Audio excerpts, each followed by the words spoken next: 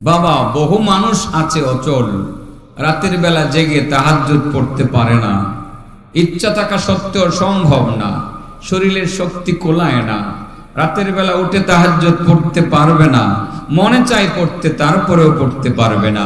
এই দ্বীনি ইলমের সাথে সংশ্লিষ্ট দুটো বাক্য আমি আপনাদেরকে চূড়ান্ত পর্যায়ে শিখিয়ে যাব, যে দুইটা বাক্য রাতের বেলা যদি আপনি উচ্চারণ করতে পারেন, আপনি পুরা তাহাজ্জুদের নেকি পেয়ে যাবেন। এটা লাস্টে বলবো। কবে বলবো? লাস্ট ফিনিশিং এ বলবো। কারণ বয়ান তো এক ধাসের বয়ান বিভিন্ন জায়গায় করি, কিছু কিছু একটু অতিরিক্ত মিলানোর চেষ্টা করি। বিষয় যেহেতু দেওয়া হয়েছে এখানে, এই জন্য এটাই বলতে হবে আমাকে। যদিও আমি ওই দিন মনে হয় নিকলিতে কোথায় যেন এই বিষয়টা নিয়ে কথা বলছিলাম, তো আজকে আবার বলতে হচ্ছে। পোস্টারে সেটা লেখা আছে। অনেক গুরুত্বপূর্ণ বিষয়, মানুষের এই বিষয়গুলো জানার দরকার। তাহলে এলেম যারা শিক্ষা করার জন্য ঘর থেকে বের হয়, তার কোন জায়গার রাস্তা সহজ হয়? তো আপনারা আলহামদুলিল্লাহ বলতেন না? চাচা, এখানে কি বিরিয়ানি খাইতে আসছেন না এলেম শিখতে আসছেন? তাহলে জান্নাতের রাস্তা সহজ হইল না কঠিন হইল? তো আলহামদুলিল্লাহ বলা উচিত না? আলহামদুলিল্লাহ বলা উচিত। আর এলেমের দুইটা বাক্য শিখিয়ে যাব। কোনো কারণে যদি তাহাজ্জুদ না পড়তে পারেন, শরীরটা যদি উইক লাগে, দুইটা বাক্য উচ্চারণ করে ঘুমাইবেন, তাহাজ্জুদের নেকি পেয়ে দেবেন। খুব খুশির খবর না? মোটা মানুষদের জন্য খুশি, ঘুম তো বেশি হয়। হ্যাঁ, খুব খুশির খবর, আলহামদুলিল্লাহ। চলেন আমি আবার বিষয়ে যাই। কথা প্রাসঙ্গিক কথা বললাম বিষয়টাকে একটু গোছানোর জন্য। প্রথম আমি তিলাওয়াত করেছিলাম, দেখেন যে এলেম এটা আমাদের জন্য বড় নিয়ামত। আল্লাহ আমাদেরকে এলেম না দিলেও পারতেন। সেজন্য আমি নিয়ামত যে বোঝানোর জন্য আমি কিন্তু সূরা আর রহমান তিলাওয়াত করেছি। সূরাতু আর রহমান, সূরা আর রহমান শুরুতে তিলাওয়াত করেছিলাম। আর রহমান আল্লামাল কুরআন খালাকাল ইনসানা আল্লামাহুল বায়ান। আর রহমান, আল্লাহ রাব্বুল আলামিন রহমান, এই শব্দ শুরুতে উচ্চারণ করে তার পরিচয়টুকু তিনি মানুষের সামনে তুলে ধরতে চেয়েছেন।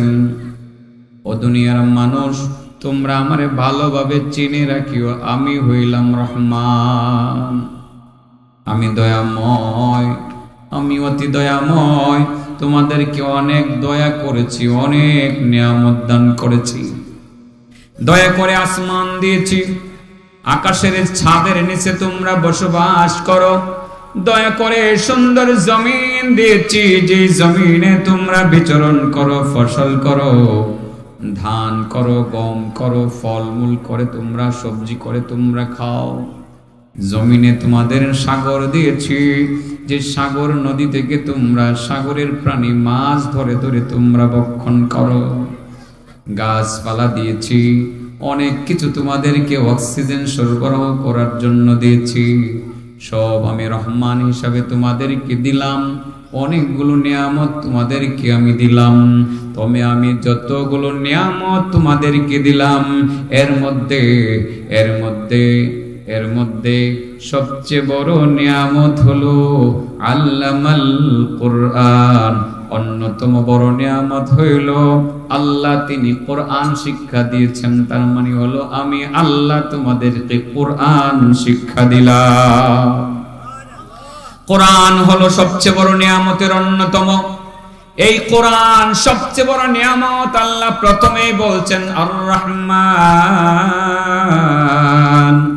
আল্লামাল কুরআন। রহমান তিনি যিনি কোরআন দান, কোরআন শিক্ষা দিয়েছেন, কোরআন শিক্ষা দিয়েছেন। এটা কত বড় নিয়ামত, কেমন নিয়ামত! আল্লাহ রাসূলের সাহাবী আবু হুরায়রার কথাটা পুনরাবৃত্তি হবে। আবু হুরায়রা বলছিলেন যে কোরআন যে কত বড় নিয়ামত, এই কোরআনকে যদি কেউ ঘরে রাখে এবং নিয়মিত ঘরে কম হোক বেশি হোক তিলাওয়াত করে, তার ঘরে 4টা কল্যাণ নাজিল হয় বা সাধিত হয়। কয়টা কল্যাণ হয়? 4টা কল্যাণ হয়। যেই ঘরে কোরআন তিলাওয়াত হয় সেই ঘরে কয়টা কল্যাণ হয়? আল্লাহু আকবার।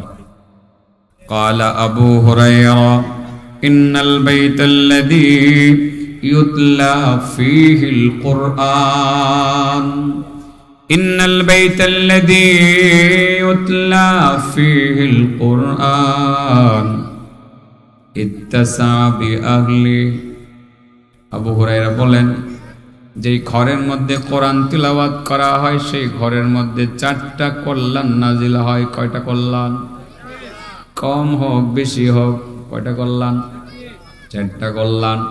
একটা আয়াত করে নিয়মিত তিলাওয়াত করতে পারেন, 2টা আয়াত করে ঘরে বসে তিলাওয়াত করতে পারেন, 3টা আয়াত করে ঘরে বসে আপনি তিলাওয়াত করতে পারেন, আপনি 1 পারা করে তিলাওয়াত করতে পারেন, আপনার সাধ্য আছে আপনি 2 পারা করে তিলাওয়াত করতে পারেন। যেই ঘরের মধ্যে সবাই তিলাওয়াত করে, পুরুষে তিলাওয়াত করে, মহিলারাও তিলাওয়াত করে, স্বামী তিলাওয়াত করে, স্ত্রী তিলাওয়াত করে, সন্তান তার রুমে বসে বসে একটু একটু তিলাওয়াত করে, যে ঘরের মধ্যে কোরআন তিলাওয়াত হয়, আবু হুরায়রা বলেন সেই ঘরে 4টা কল্যাণ নাজিল হয়। 4টা কল্যাণ হয়, তার মানে জীবিত অবস্থায় মাটির উপরে, আর মারা গেলে আরো 2টা কল্যাণ সাধিত হয়। কয়টা কল্যাণ? মোটমাট কয়টা হইল? 6টা। এই 6টাই কি বলতাম? হ্যাঁ, আর বেশি কোন লাগতো না, আর একটু বেশিও কমো। বেশিটা হইল যেই ঘরে কোরআন তেলাওয়াত হয় না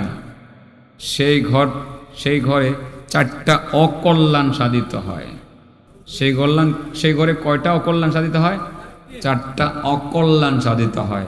কল্যাণ 4, কল্যাণ 2, মাটির উপরে 4, মাটির উপরে 2 হইল 6, অকল্যাণ 4 হলো কত?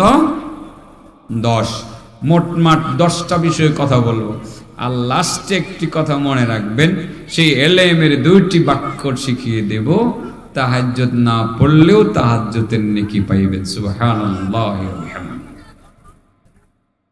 একটু জিকির করি, এদিকে আওয়াজটা বন্ধ করেন। লা ইলাহা ইল্লাল্লাহ, লা ইলাহা ইল্লাল্লাহ, লা ইলাহা ইল্লাল্লাহ, লা ইলাহা ইল্লাল্লাহ, লা ইলাহা ইল্লাল্লাহ, লা ইলাহা ইল্লাল্লাহ, লা ইলাহা ইল্লাল্লাহ, লা ইলাহা ইল্লাল্লাহ, লা ইলাহা ইল্লাল্লাহ, লা ইলাহা ইল্লাল্লাহ, লা ইলাহা ইল্লাল্লাহু মুহাম্মাদুর রাসূলুল্লাহ সাল্লাল্লাহু আলাইহি ওয়াসাল্লাম। قال আবু হুরায়রা বলেন, বিড়ালের বাবা। আবু হুরায়রা মানে কি? বিড়ালের বাবা। এলেম অন্বেষণ করার জন্য পাগল আছিল আসলে। অর্থাৎ তার কথা হইলো আমার শিখতে হইব, প্রয়োজনে না খাইয়া থাকমো, তবু নবীর দরবারে পড়ে থাকমো। একটা কথা 100 রাকাত নফল নামাজের নেকি, 2টা কথা 200 রাকাত নফল নামাজের নেকি। এই বেচারা আমার খাওয়ানোর দরকার নাই, নবীর দরবারে পড়েই থাকমো। গেলে তো আমি একটা কথা আমার ছুটে যাইব, আমি যাবো না। অনেক কষ্ট করতেন আসলে, যে কারণে আমার নবীর সাথে তার সাহাবীর জিন্দিগি, সাহাবিয়ানা জিন্দিগি কত বছর ছিল? 3 বছরের কম, ঠিক আছে না? উনি মুসলমান হওয়ার পরে আমার নবী পুরা 3 বছর বেঁচে ছিলেন না। উনি আসহাবে সুফফার সদস্য ছিলেন। মসজিদ নববীর এক আঙ্গিনায় একটা ওই পাশে এরকম কিছু সাহাবী যারা গরিব, তারা ওই জায়গাতেই পড়ে থাকতেন, তাদের খাওয়া দাওয়ার চিন্তা তারা করতেন না। আমার নবীর দরবারে কোনো খাবার আসলে ওদেরকে দিলে ওরা খাইতেন। তাদের কথা হলো যে আমরা এখান থেকে যাব না, এখান থেকে গেলে আমরা নবীর কথাগুলো শুনবো কোত্থেকে, এক একটা কথা ছুটে গেলে আমরা পাবো কার কাছ থেকে? সুবহানাল্লাহ বলতেন না, কারণ এক একটা কথা শিখলেই তো 100 রাকাত। একটা কথা শিখলেই 100 রাকাত, আলহামদুলিল্লাহ। আর যদি আরেকজনকে শেখানো যায় 1000 রাকাত। কত রাকাত? 1000 রাকাত। আবু হুরায়রার কথা হলো, যাব না, এই হাদিয়া আসলে কিছু হাদিয়া একটু পাইলে ওনারা খাইতেন, না বলেন না খাইতেন। মাঝে মধ্যে মদিনার সাহাবীরা ছিল বেশিরভাগ তারা কৃষক, আপনারা তো জানেন। এই জন্য আমরা মদিনায় গেলে খেজুর বেশি কিনি। ওই দেশে মদিনাতে খেজুর হয় বেশি, মক্কাতে কিন্তু খেজুর খুব বেশি হয় না, খেজুর বাগান নাই বললেই চলে মক্কাতে। মদিনা থেকেই মূলত খেজুরগুলো মক্কায় আসে। এই জন্য খেজুরের দাম মদিনার তুলনায় মক্কায় ডবলের চেয়েও বেশি, ডবলের চেয়েও বেশি। কিন্তু সেই মদিনার কৃষক সাহাবারা তারা চিন্তা করতেন যে আসহাবে সুফফার সদস্য আবু হুরায়রা তো আসেই, সে তো নবীর দরবার ছাড়বেই না, খাবে কি? তাদের বাগান থেকে এক একটা খেজুরের বাদা তারা মাঝে মধ্যে কেটে এনে মসজিদের পিলারে এভাবে কলার ছুরি যেরকম টানায় রাখে না, এরকম টানায় রাখতেন। একটা একটা করে এক একজন নিতেন আর খাইতেন আর নবীর দরবারে পড়ে থাকতেন। এই ছিল আবু হুরায়রার অবস্থা। এলেম শিক্ষা করা, আমার নবীর সংস্রবে থাকা এলেম শিক্ষা করাই ছিল তার সবচেয়ে বড় টার্গেট। যেই জন্য 3 বছর তিনি নবুয়তের, আমার নবীর জিন্দি, আমার নবীর হায়াত পায় নাই। কিন্তু সাহাবায়ে কেরামের মধ্য থেকে যারা অনেক দিন নবীর সঙ্গ ছিলেন, শুরু থেকে একেবারে নবীর মৃত্যু পর্যন্ত, আবু বকর তো ছিলেন এই নবুয়তের শুরু থেকে আমার নবীর মৃত্যু পর্যন্ত, উমর প্রায় কাছাকাছি, উসমান, আলী অনেকেই বেশি ছিলেন। তারা যেই পরিমাণ হাদিস বর্ণনা করেছেন, হযরতে আবু হুরায়রা একাই এর চেয়ে বেশি করছে। 5375টি হাদিস হযরতে আবু হুরায়রা রাদিয়াল্লাহু তাআলা আনহু বর্ণনা করছেন। এক একটা হাদিস শিক্ষা যদি আপনি ধরেন 100 রাকাত করে নফল নামাজের নেকি পায়া থাকে, তাইলে হিসাব করে দেখেন 5375টা হাদিস শিক্ষা কত রাকাত নফল নামাজের নেকি কামাই করছেন। আর এগুলো উম্মতের কাছে প্রচার করিয়া এক একটা হাদিস দিয়া যদি আপনার 1000 রাকাত নফল নামাজের নেকি কামাই করে থাকেন, তো এই কথাগুলো একজন দুইজন পর্যন্ত ছড়ে নাই, কোটি কোটি মানুষ পর্যন্ত ছড়ছে। প্রতিজনে 1000 রাকাত, প্রতিজনে 1000 রাকাত, কত হাজার কোটি রাকাত নফল নামাজের নেকি আবু হুরায়রার আমল নামায় জমছে। এটা কি হিসাব করে বের করা সম্ভব? সম্ভব না। সে আবু হুরায়রা রাদিয়াল্লাহু তাআলা আনহু, উনি বলছেন যেই ঘরে কোরআন তিলাওয়াত করা হয় সেই ঘরে মাটির উপরে থাকতে 4টা কল্যাণ সাধিত হয়, কল্যাণ নাজিল হয়, আর মাটির নিচে গেলে 2টা কল্যাণ সাধিত হয়। আবু হুরায়রা, আসলে তাদের কষ্টের কথা আমরা শুধু ওয়াজই করি, নিজেকেও আসলে অনেক সময় মুনাফিক মনে হয় যে ওয়াজে এত এত এদের কাহিনী বলি, কিন্তু ওনারা এত কষ্ট করছেন, নিজে তো এত কষ্ট করতে রাজি না, কিছু হলে রাগ করে উঠি। মিয়া আপনাদের এখানে আসছি, আমার জান দিলাম ওনাকে, আরে সাহাবায়ে কেরাম তো জানই দিয়েছে, আমরা কিন্তু দিতে পারি না। নিজেকে মনে হয় যে মুনাফিক হয়ে গেছে, মাঝে মধ্যে এত অপরাধী মনে হয় যে নিজেকে নিজের মারা উচিত, প্রহার করা উচিত যে আমি এত বড় মুনাফিক। আবু হুরায়রার কথা, জাফর ইবনে আবি তালেব নবীজির চাচাতো ভাই, আবু তালেব হলো নবীর চাচা, জাফর আমার নবীর চাচাতো ভাই। আপনারা জানেন তো জাফর ইবনে আবি তালেব আবু হুরায়রার ক্ষুধার অবস্থা দেখে দেখতেছে আবু হুরায়রা ছটফট ছটফট করতেছে, যে ক্ষুধার যন্ত্রণায় সহ্য করতে পারতেছে না। তারপরে মসজিদে নববী থেকে বের হয় না। কারণ হলো একটি কথা যদি নবীর ছুটে যায় তাহলে কথাটা আমি পাবো কার কাছে? আমি কোথায় যাব ধার করে আনতে? আমি যাব না। জাফর ইবনে আবি তালেব বলেন, ভাই তোমার তো পেটে মনে হয় অনেক ক্ষুধা, চলো যাই আমার বাসায় যাই, তোমার একটু খাবারের ব্যবস্থা থাকলে তুমি যদি একটু পাও তো একটু খাইবা। কিন্তু দুর্ভাগ্য জাফর ইবনে আবি তালেব নিয়ে গেলেন ঠিকই আবু হুরায়রাকে। ওনার ঘরে একটা ঘিয়ের পেয়ালা, ঘিয়ের কৌটা ওনার হাতে, গিয়ে দেখলেন, ভাবছিলেন ঘি মনে হয় আছে, ঘিটাই খাবে শুধুমাত্র। এই ঘিয়ের কৌটাটা উনি গিয়ে দেখেন কৌটাতে একটু ঘিও নাই। তো আবু হুরায়রাকে দিবে কি? আবু হুরায়রার হাতে বললো, আবু হুরায়রা এই ঘি আছে মনে করে তোমার জন্য, তোমাকে নিয়ে আসছিলাম। আবু হুরায়রা বললেন, কোনো অসুবিধা নাই, আমার ঘিয়ের পেয়ালাটা দেন। পেয়ালাটা লইয়া এভাবে সাইটটা তেল যে একটু লাইগা থাকে না, এই একটু ঘি খাইয়েই তার জীবনটা ধারণ করছে। এভাবে তো ইসলাম আসছে রে বাবা, এইভাবে তো ইসলাম আসছে। আজকে আবু হুরায়রা যদি এই পরিশ্রম না করতেন তাহলে এতগুলো হাদিস করতে জানতাম। আর এত সুন্দর সুন্দর হাদিস বলে মানুষকে কি, মানুষের মন কিভাবে জয় করতাম। আর যদি এগুলো না পারতাম তাইলে আমাদেরকে তো মানুষ দাওয়াত দিত না। এগুলো আমরা করতে পারতেছি, বলতে পারতেছি, মানুষ আমাদেরকে টাকা দেয়, আর সেই টাকা দিয়ে আমরা মজা মজা খাই। মাছ কিনি, গোশত কিনি, মিষ্টি কিনি, খেজুর কিনি, আঙ্গুর কিনি, কত কিছু করি। তাদের সেই অবদান আমাদের পিছনে, সেই অবদানটা আমরা ভুলে যাই। সামান্য একটু কষ্ট পাইলেই তেলে বাইগনে আমরা জ্বলে উঠি। হায় রে উম্মত, আমাদের অবস্থা যে কেমন হবে। আল্লাহ আমাদেরকে সহি পথে পরিচালিত হওয়ার তৌফিক দান করুন। সবাই বলেন আমিন। উম্মতের শান, আরে শান আবার কিসের? অনেকে বলে আলেমদের শান, আলেমদের মান। আরে আলেমদের শান, তুমি কি আবু হুরায়রা থেকে বড় শানওয়ালা আলেম হয়ে গেছো? যে আবু হুরায়রার 5375টা হাদিস পড়ে তুমি আলেম হইছো, তুমি আবু হুরায়রা থেকে বেশি শানওয়ালা হয়ে গেছো। সে আবু হুরায়রাও তো যে জিহ্বা দিয়ে আঙ্গুল দিয়ে চেটে চেটে চেটে চেটে ডিব্বা অর্থাৎ কৌটাতে চেটে চেটে ঘি তো পান নাই, গ্রানটা শুধুমাত্র নিয়ে জীবন ধারণ করেছে। আজকে আমরা কি করি আসলে? মাঝে মধ্যে এই জন্য নিজেকে অপরাধী মনে হয়, সত্যি সত্যি অপরাধী মনে হয়। যখন আসি মাহফিলে মাঝে মধ্যে একটু কষ্ট পাইলে, যদিও মুখে বলি না, ভিতরে ভিতরে কষ্টটা লালন করি, আবার বোঝানোর চেষ্টা করি নিজেকে, আমি আর কত কষ্ট করলাম, আমি আর কত কষ্ট করলাম। আমার থেকে কোটি গুণ বেশি কষ্ট করছে তারা, যাদের হাদিস বয়ান করে আজকে আমরা পয়সা কামাই। আল্লাহ আমাদেরকে দ্বীনের জন্য কোরবানি করার তৌফিক দান করুন। সে আবু হুরায়রা রাদিয়াল্লাহু তাআলা আনহু থেকে বর্ণিত হাদিসটি, তার কথাগুলো বলেই আমি বিষয়টা শেষ করব। লাস্টে এলেমের দুইটি বাক্য, যে দুটি বাক্য উচ্চারণ করলে আপনি কি পাবেন? তাহাজ্জুদের নেকি পেয়ে যাইবেন, সেটা আমি বলবো ইনশাআল্লাহ। আবু হুরায়রার কথাগুলো শুনবেন তো সবাই।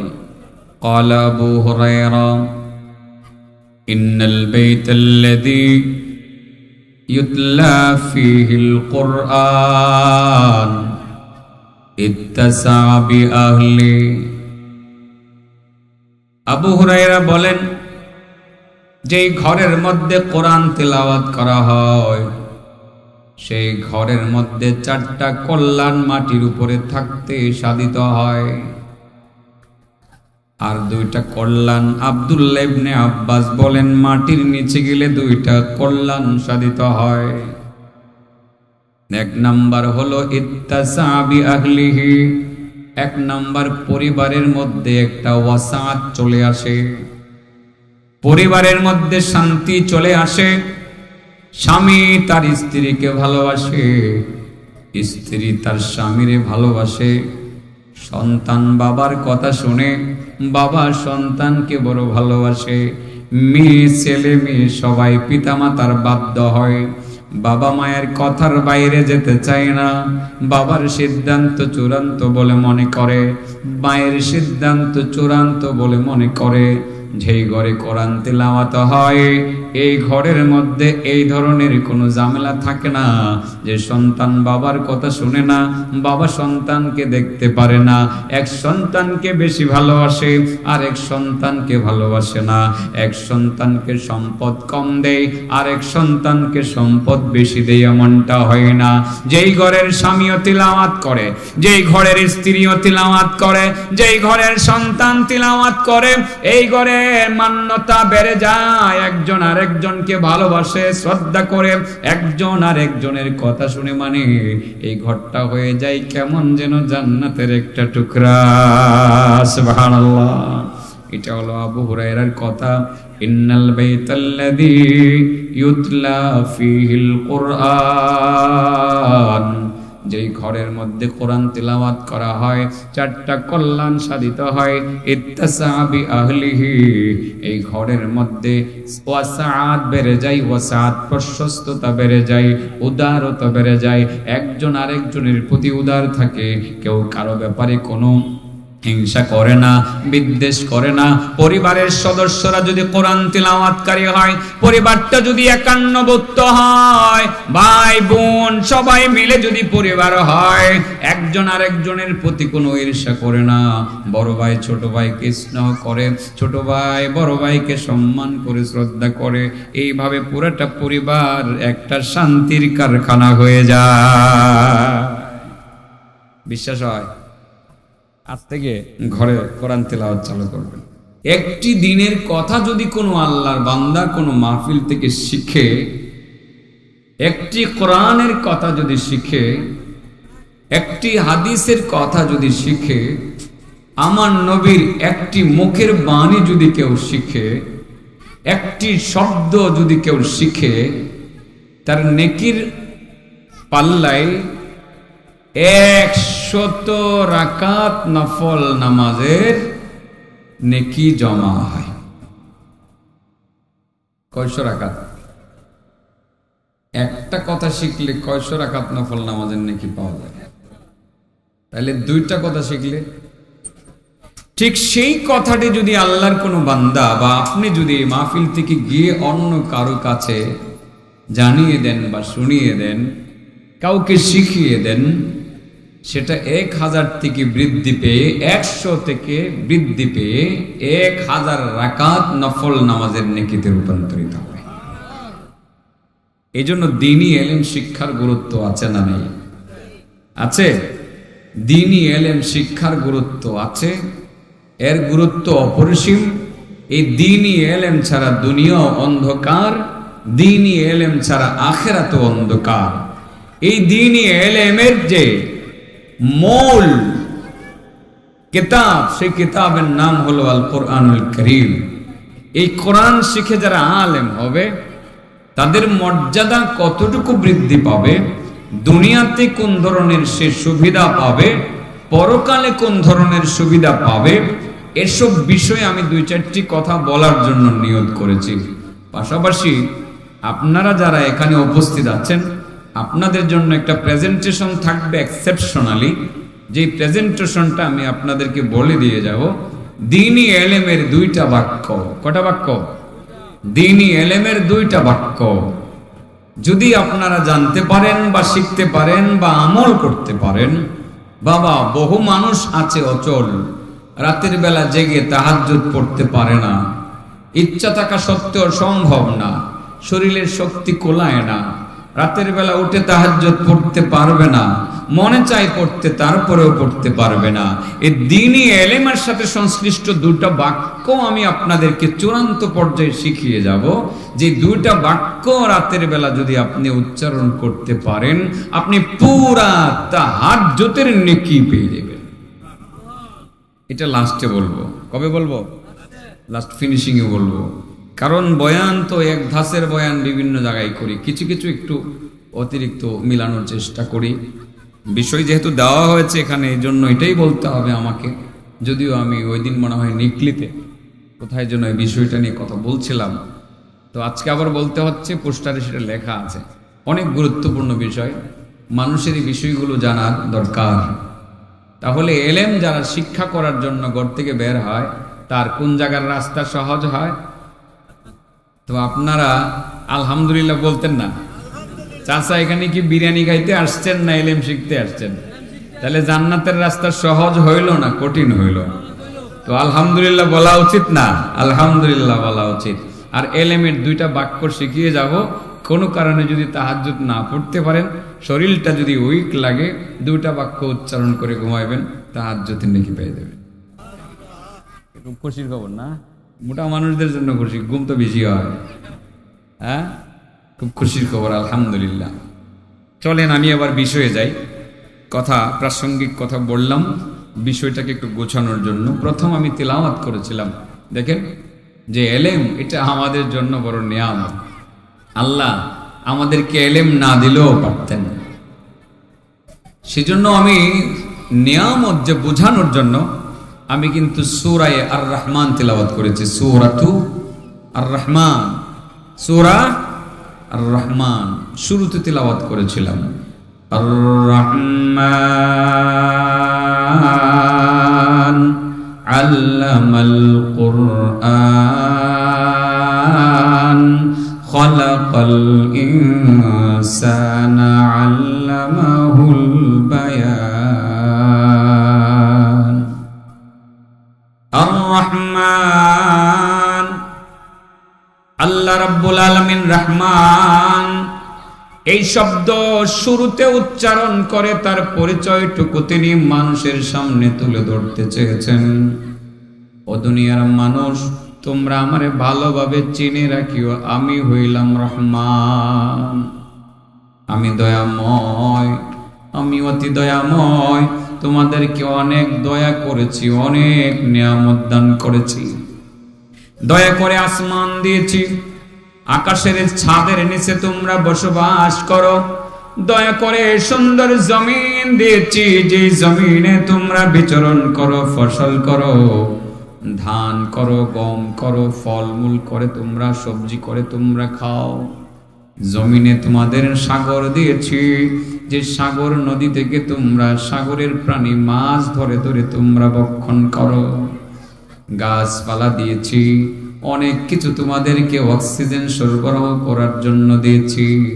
সব আমি রহমান হিসাবে তোমাদেরকে দিলাম, অনেকগুলো নিয়ামত তোমাদেরকে আমি দিলাম। তবে আমি যতগুলো নিয়ামত তোমাদেরকে দিলাম, এর মধ্যে সবচেয়ে বড় নিয়ামত হলো আল্লামাল কুরআন। অন্যতম বড় নিয়ামত হইল আল্লাহ তিনি কোরআন শিক্ষা দিয়েছেন। তার মানে হলো আমি আল্লাহ তোমাদেরকে কোরআন শিক্ষা দিলাম। কোরআন হলো সবচেয়ে বড় নিয়ামতের অন্যতম। এই কোরআন সবচেয়ে বড় নিয়ামত। আল্লাহ প্রথমেই বলছেন আর রহমান আল্লামাল কুরআন। রহমান তিনি যিনি কোরআন দান, কোরআন শিক্ষা দিয়েছেন, কোরআন শিক্ষা দিয়েছেন। এটা কত বড় নিয়ামত, কেমন নিয়ামত! আল্লাহ রাসূলের সাহাবী আবু হুরায়রার কথাটা পুনরাবৃত্তি হবে। আবু হুরায়রা বলছিলেন যে কোরআন যে কত বড় নিয়ামত, এই কোরআনকে যদি কেউ ঘরে রাখে এবং নিয়মিত ঘরে কম হোক বেশি হোক তিলাওয়াত করে, তার ঘরে 4টা কল্যাণ নাজিল হয় বা সাধিত হয়। কয়টা কল্যাণ হয়? 4টা কল্যাণ হয়। যেই ঘরে কোরআন তিলাওয়াত হয় সেই ঘরে কয়টা কল্যাণ হয়? আল্লাহু আকবার। قال أبو هريرة إن البيت الذي يتلى فيه القرآن إن البيت الذي يتلى فيه القرآن اتسع بأهله। আবু হুরায়রা বলেন, যেই ঘরের মধ্যে কোরআন তিলাওয়াত করা হয় সেই ঘরের মধ্যে 4টা কল্যাণ নাজিল হয়। কয়টা কল্যাণ? কম হোক বেশি হোক কয়টা কল্যাণ? 4টা কল্যাণ। একটা আয়াত করে নিয়মিত তিলাওয়াত করতে পারেন, 2টা আয়াত করে ঘরে বসে তিলাওয়াত করতে পারেন, 3টা আয়াত করে ঘরে বসে আপনি তিলাওয়াত করতে পারেন। আপনি 1 পারা করে তিলাওয়াত করতে পারেন, আপনার সাধ্য আছে আপনি 2 পারা করে তিলাওয়াত করতে পারেন। যেই ঘরের মধ্যে সবাই তিলাওয়াত করে, পুরুষে তিলাওয়াত করে, মহিলারাও তিলাওয়াত করে, স্বামী তিলাওয়াত করে, স্ত্রী তিলাওয়াত করে, সন্তান তার রুমে বসে বসে একটু একটু তিলাওয়াত করে। যেই ঘরের মধ্যে কোরআন তিলাওয়াত হয়, আবু হুরায়রা বলেন সেই ঘরে 4টা কল্যাণ নাজিল হয়। 4টা কল্যাণ হয়, তার মানে জীবিত অবস্থায় মাটির উপরে, আর মারা গেলে আরো 2টা কল্যাণ সাধিত হয়। কয়টা কল্যাণ? মোটমাট কয়টা হইল? 6টা। এই 6টাই কি বলতাম? হ্যাঁ, আর বেশি কোন লাগতো না, আর একটু বেশিও কমো। বেশিটা হইল যেই ঘরে কোরআন তেলাওয়াত হয় না সেই ঘরে 4টা অকল্যাণ সাধিত হয়। সেই ঘরে কয়টা অকল্যাণ সাধিত হয়? 4টা অকল্যাণ সাধিত হয়। কল্যাণ 4, কল্যাণ 2, মাটির উপরে 4, মাটির উপরে 2 হইল 6, অকল্যাণ 4 হলো কত? 10। মোটমাট 10টা বিষয়ে কথা বলবো। আর লাস্টে একটি কথা মনে রাখবেন, সেই এলেমের 2টি বাক্য শিখিয়ে দেব, তাহাজ্জুদ না পড়লেও তাহাজ্জুদের নেকি পাইবেন। সুবহানাল্লাহ। একটু জিকির করি, এদিকে আওয়াজটা বন্ধ করেন। লা ইলাহা ইল্লাল্লাহ, লা ইলাহা ইল্লাল্লাহ, লা ইলাহা ইল্লাল্লাহ, লা ইলাহা ইল্লাল্লাহ লা ইলাহা ইল্লাল্লাহ লা ইলাহা ইল্লাল্লাহ লা ইলাহা ইল্লাল্লাহ লা ইলাহা ইল্লাল্লাহ লা ইলাহা ইল্লাল্লাহ লা ইলাহা ইল্লাল্লাহ লা ইলাহা ইল্লাল্লাহ মুহাম্মাদুর রাসূলুল্লাহ সাল্লাল্লাহু আলাইহি ওয়াসাল্লাম। قال আবু হুরায়রা বলেন, বিড়ালের বাবা। আবু হুরায়রা মানে কি? বিড়ালের বাবা। এলেম অন্বেষণ করার জন্য পাগল আছিল আসলে। অর্থাৎ তার কথা হইল আমার শিখতে হইব, প্রয়োজনে না খাইয়া থাকমো, তবু নবীর দরবারে পড়ে থাকমো। একটা কথা 100 রাকাত নফল নামাজের নাকি, দুইটা কথা 200 রাকাত নফল নামাজের নাকি। এই বেচারা আমার খাওয়ানোর দরকার নাই, নবীর দরবারে পইরাই থাকবো। গেলে তো আমি একটা কথা আমার ছুটে যাইব, আমি যাবো না। অনেক কষ্ট করতেন আসলে, যে কারণে আমার নবীর সাথে তার সাহাবীর জিন্দিগি, সাহাবিয়ানা জিন্দিগি কত বছর ছিল? 3 বছরের কম, ঠিক আছে না? উনি মুসলমান হওয়ার পরে আমার নবী পুরা 3 বছর বেঁচে ছিলেন না। উনি আসহাবে সুফফার সদস্য ছিলেন। মসজিদ নববীর এক আঙ্গিনায় একটা ওই পাশে এরকম কিছু সাহাবী যারা গরিব, তারা ওই জায়গাতেই পড়ে থাকতেন। তাদের খাওয়া দাওয়ার চিন্তা তারা করতেন না। আমার নবীর দরবারে কোনো খাবার আসলে ওদেরকে দিলে ওরা খাইতেন। তাদের কথা হলো যে আমরা এখান থেকে যাব না, এখান থেকে গেলে আমরা নবীর কথাগুলো শুনবো কোত্থেকে? এক একটা কথা ছুটে গেলে আমরা পাবো কার কাছ থেকে? সুবহানাল্লাহ বলতেন না? কারণ এক একটা কথা শিখলেই তো 100 রাকাত, এক একটা কথা শিখলেই 100 রাকাত। আলহামদুলিল্লাহ। আর যদি আরেকজনকে শেখানো যায় 1000 রাকাত। কত রাকাত? 1000 রাকাত। আবু হুরায়রার কথা হলো যাব না। এই হাদিয়া আসলে কিছু হাদিয়া একটু পাইলে ওনারা খাইতেন, না বলেন না খাইতেন। মাঝে মধ্যে মদিনার সাহাবীরা ছিল বেশিরভাগ তারা কৃষক, আপনারা তো জানেন। এই জন্য আমরা মদিনায় গেলে খেজুর বেশি কিনি। ওই দেশে মদিনাতে খেজুর হয় বেশি, মক্কাতে কিন্তু খেজুর খুব বেশি হয় না, খেজুর বাগান নাই বললেই চলে মক্কাতে। মদিনা থেকেই মূলত খেজুরগুলো মক্কায় আসে। এই জন্য খেজুরের দাম মদিনার তুলনায় মক্কায় ডবলের চেয়েও বেশি, ডবলের চেয়েও বেশি। কিন্তু সেই মদিনার কৃষক সাহাবারা তারা চিন্তা করতেন যে আসহাবে সুফফার সদস্য আবু হুরায়রা তো আসেই, সে তো নবীর দরবার ছাড়বেই না, খাবে কি? তাদের বাগান থেকে এক একটা খেজুরের বাদা তারা মাঝে মধ্যে কেটে এনে মসজিদের পিলারে এভাবে কলার ছুরি যেরকম টানায় রাখে না, এরকম টানায় রাখতেন। একটা একটা করে এক একজন নিতেন আর খাইতেন আর নবীর দরবারে পড়ে থাকতেন। এই ছিল আবু হুরায়রার অবস্থা। এলেম শিক্ষা করা, আমার নবীর সংস্রবে থাইকা এলেম শিক্ষা করাই ছিল তার সবচেয়ে বড় টার্গেট। যেই জন্য 3 বছর তিনি নবুয়তের, আমার নবীর জিন্দি, আমার নবীর হায়াত পায় নাই। কিন্তু সাহাবায়ে কেরামের মধ্য থেকে যারা অনেক দিন নবীর সঙ্গ ছিলেন, শুরু থেকে একেবারে নবীর মৃত্যু পর্যন্ত, আবু বকর তো ছিলেন এই নবুয়তের শুরু থেকে আমার নবীর মৃত্যু পর্যন্ত, উমর প্রায় কাছাকাছি, উসমান, আলী অনেকেই বেশি ছিলেন। তারা যেই পরিমাণ হাদিস বর্ণনা করেছেন, হযরতে আবু হুরায়রা একাই এর চেয়ে বেশি করছে। 5375টি হাদিস হযরতে আবু হুরায়রা রাদিয়াল্লাহু তাআলা আনহু বর্ণনা করছেন।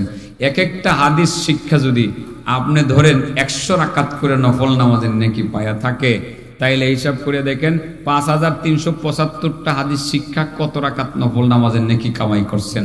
আর এগুলো উম্মতের কাছে প্রচার করিয়া এক একটা হাদিস দিয়া যদি আপনার 1000 রাকাত নফল নামাজের নেকি কামাই করে থাকেন, তো এই কথাগুলো একজন দুইজন পর্যন্ত ছড়ে নাই, কোটি কোটি মানুষ পর্যন্ত ছড়ছে। প্রতিজনে 1000 রাকাত, প্রতিজনে 1000 রাকাত, কত হাজার কোটি রাকাত নফল নামাজের নেকি আবু হুরায়রার আমল নামায় জমছে। এটা কি হিসাব করে বের করা সম্ভব? সম্ভব না। সে আবু হুরায়রা রাদিয়াল্লাহু তাআলা আনহু উনি বলছেন যেই ঘরে কোরআন তিলাওয়াত করা হয় সেই ঘরে মাটির উপরে থাকতে 4টা কল্যাণ সাধিত হয়, কল্যাণ নাজিল হয়, আর মাটির নিচে গেলে 2টা কল্যাণ সাধিত হয়। আবু হুরায়রা, আসলে তাদের কষ্টের কথা আমরা শুধু ওয়াজই করি, নিজেকেও আসলে অনেক সময় মুনাফিক মনে হয় যে ওয়াজে এত এত এদের কাহিনী বলি, কিন্তু ওনারা এত কষ্ট করছেন, নিজে তো এত কষ্ট করতে রাজি না, কিছু হলেই রাগ করে উঠি। মিয়া আপনাদের এখানে আসছি, আমার জান দিলাম ওনাকে, আরে সাহাবায়ে কেরাম তো জানেই দিয়েছে, আমরা কিন্তু দিতে পারি না। নিজেকে মনে হয় যে মুনাফিক হয়ে গেছে, মাঝে মধ্যে এত অপরাধী মনে হয় যে নিজেকে নিজের মারা উচিত, প্রহার করা উচিত যে আমি এত বড় মুনাফিক। আবু হুরায়রার কথা, জাফর ইবনে আবি তালেব নবীজির চাচাতো ভাই, আবু তালেব হলো নবীর চাচা, জাফর আমার নবীর চাচাতো ভাই। আপনারা জানেন তো জাফর ইবনে আবি তালেব আবু হুরায়রার ক্ষুধার অবস্থা দেখে দেখতেছে আবু হুরায়রা ছটফট ছটফট করতেছে, যে ক্ষুধার যন্ত্রণায় সহ্য করতে পারতেছে না, তারপরে মসজিদে নববী থেকে বের হয় না।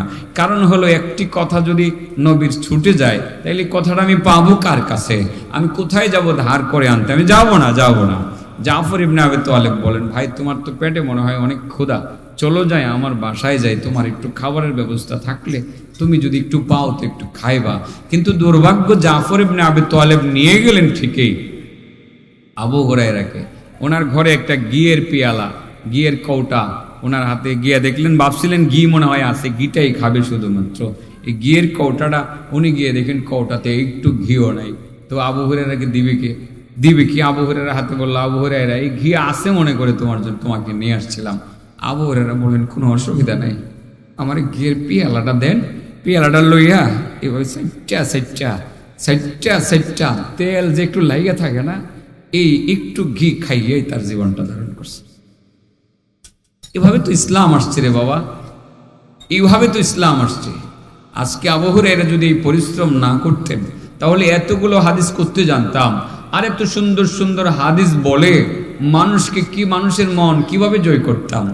আর যদি এগুলো না পারতাম তাইলে আমাদেরকে তো মানুষ দাওয়াত দিত না। এগুলো আমরা করতে পারতেছি, বলতে পারতেছি, মানুষ আমাদেরকে টাকা দেয়, আর সেই টাকা দিয়ে আমরা মজা খাই, মাছ কিনি, গোশত কিনি, মিষ্টি কিনি, খেজুর কিনি, আঙ্গুর কিনি, কত কিছু করি। তাদের সেই অবদান আমাদের পিছনে, সেই অবদানটা আমরা ভুলে যাই। সামান্য একটু কষ্ট পাইলেই তেলে বাইগনে আমরা জ্বলে উঠি। হায় রে উম্মত, আমাদের অবস্থা যে কেমন হবে। আল্লাহ আমাদেরকে সহি পথে পরিচালিত হওয়ার তৌফিক দান করুন, সবাই বলেন আমিন। উম্মতের শান, আরে শান আবার কিসের? অনেকে বলে আলেমদের শান, আলেমদের মান। আরে আলেমদের শান, তুমি কি আবু হুরায়রা থেকে বড় শানওয়ালা আলেম হয়ে গেছো যে আবু হুরায়রার 5375টা হাদিস পড়ে তুমি আলেম হয়েছো? তুমি আবু হুরায়রা থেকে বেশি শানওয়ালা হয়ে গেছো। সে আবু হুরায়রাও তো যে জিহ্বা দিয়ে আঙ্গুল দিয়ে চেটে ডিব্বা অর্থাৎ কৌটাতে চেটে ঘি তো পান নাই, গ্রানটা শুধুমাত্র নিয়ে জীবন ধারণ করেছে। আজকে আমরা কি করি আসলে? মাঝে মধ্যে এই জন্য নিজেকে অপরাধী মনে হয়, সত্যি অপরাধী মনে হয়। যখন আসি মাহফিলে মাঝে মধ্যে একটু কষ্ট পাইলে, যদিও মুখে বলি না, ভিতরে কষ্টটা লালন করি, আবার বোঝানোর চেষ্টা করি নিজেকে, আমি আর কত কষ্ট করলাম, আমার থেকে কোটি গুণ বেশি কষ্ট করছে তারা, যাদের হাদিস বয়ান করে আজকে আমরা পয়সা কামাই। আল্লাহ আমাদেরকে দ্বীনের জন্য কোরবানি করার তৌফিক দান করুন। সে আবু হুরায়রা রাদিয়াল্লাহু তাআলা আনহু থেকে বর্ণিত হাদিসটি, তার কথাগুলো বলেই আমি বিষয়টা শেষ করব। লাস্টে এলেমের 2টি বাক্য, যে 2টি বাক্য উচ্চারণ করলে আপনি কি পাবেন, তাহাজ্জুদের নেকি পেয়ে যাইবেন, সেটা আমি বলবো ইনশাআল্লাহ। আবু হুরায়রার কথাগুলো শুনবেন তো সবাই। ক্বালা আবু হুরায়রা ইন্নাল বাইতাল্লাযী ইউতলা ফীহিল কুরআন ইত্তাসা বিআহলি। আবু হুরায়রা বলেন, যেই ঘরের মধ্যে কোরআন তেলাওয়াত করা হয় সেই ঘরের মধ্যে 4টা কল্যাণ মাটির উপরে থাকতে সাধিত হয়। আর দুইটা কল্যাণ। আব্দুল্লাহ ইবনে আব্বাস বলেন মাটির নিচে গেলে দুইটা কল্যাণ সাধিত হয়। এক নাম্বার হলো ইত্তাসা বিআহলিহি, এক নাম্বার পরিবারের মধ্যে একটা ওয়াসাত চলে আসে, পরিবারের মধ্যে শান্তি চলে আসে। স্বামী তার স্ত্রীকে ভালোবাসে, স্ত্রী তার স্বামীরে ভালোবাসে, সন্তান বাবার কথা শুনে, বাবা সন্তানকে বড় ভালোবাসে। মেয়ে ছেলে মেয়ে সবাই পিতামাতার বাধ্য হয়, বাবা মায়ের কথার বাইরে যেতে চায় না। বাবার সিদ্ধান্ত চূড়ান্ত বলে মনে করে, মায়ের সিদ্ধান্ত চূড়ান্ত বলে মনে করে। যেই ঘরে কোরআন তেলাওয়াত হয় এই ঘরের মধ্যে এই ধরনের কোনো ঝামেলা থাকে না যে সন্তান বাবার কথা শুনে না, বাবা সন্তানকে দেখতে পারে না, এক সন্তানকে বেশি ভালোবাসে আর এক সন্তানকে ভালোবাসে না, এক সন্তানকে সম্পদ কম দেয় আর এক সন্তানকে সম্পদ বেশি দেয়, এমনটা হয় না। যেই ঘরের স্বামীও তিলাওয়াত করে, যেই ঘরের স্ত্রীও তিলাওয়াত করে, যেই ঘরের সন্তান তিলাওয়াত করে, এই ঘরে মান্যতা বেড়ে যায়। একজন আরেকজনকে ভালোবাসে, শ্রদ্ধা করে, একজন আরেকজনের কথা শুনে, মানে এই ঘরটা হয়ে যায় কেমন যেন জান্নাতের একটা টুকরা। সুবহানাল্লাহ। এটা হলো আবু হুরায়রার কথা। ইন্নাল বাইতাল্লাযী ইউতলা ফীহিল কুরআন, যেই ঘরের মধ্যে কোরআন তেলাওয়াত করা হয় চারটা কল্যাণ সাধিত হয়। ইত্তাসা বিআহলিহি, এই ঘরের মধ্যে ওয়াসাআত বেড়ে যায়, ওয়াসাআত প্রশস্ততা বেড়ে যায়, উদারতা বেড়ে যায়।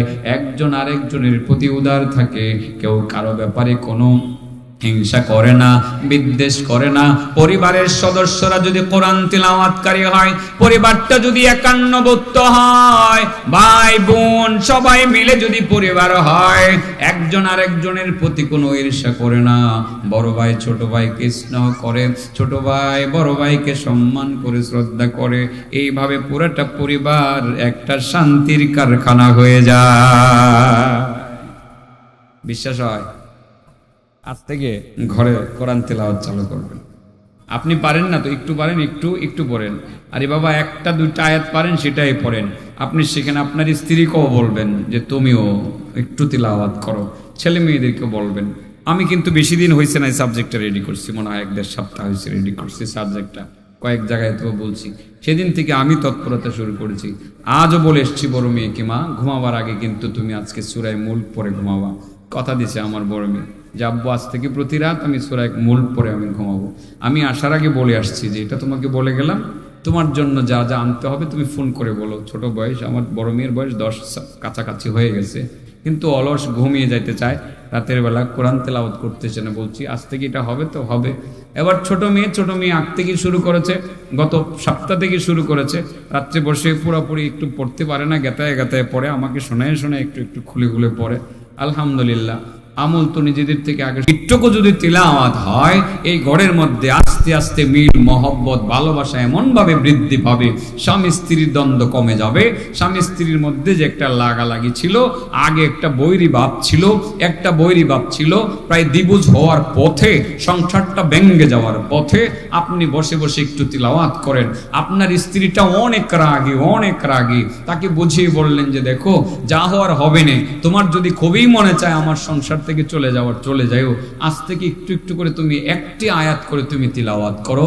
নিজেও পড়লেন, সেও যদি পড়ে, দেখবেন দুদিন পরেই কিন্তু নরম হয়ে গেল। স্বামীকে বলবে, স্বামী আমি তোমার সংসার ছেড়ে যেতে চাই না, চিন্তা করেছিলাম ডিভোর্স দিতে, সেটা আমি দিব না। যদিও ডিভোর্সের বিষয়টা ইসলামী শরীয়ত যেভাবে আমাদের দেশে হচ্ছে সেটাকে সাপোর্ট করে না, তারপর আমাদের দেশে হচ্ছে, তো সংসারে আস্তে আস্তে শান্তি প্রতিষ্ঠিত হবে। আবু হুরায়রা বলেন 4টা কল্যাণ সাধিত হয় যেই ঘরের মধ্যে কোরআন তিলাওয়াত হয়। আমার কথাগুলো বাবা বাড়িতে নিয়ে যাওয়ার মতো না, নিতে পারবেন? কঠিন হয়ে গেল।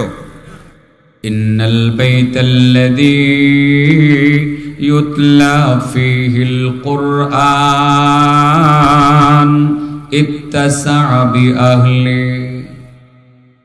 আবু হুরায়রা বলেন যেই ঘরের মধ্যে কোরআন তেলাওয়াত করা হয় সেই ঘরের মধ্যে প্রত্যেকটা মানুষের ভিতরে ওয়াসাত সৃষ্টি হয়ে যায়।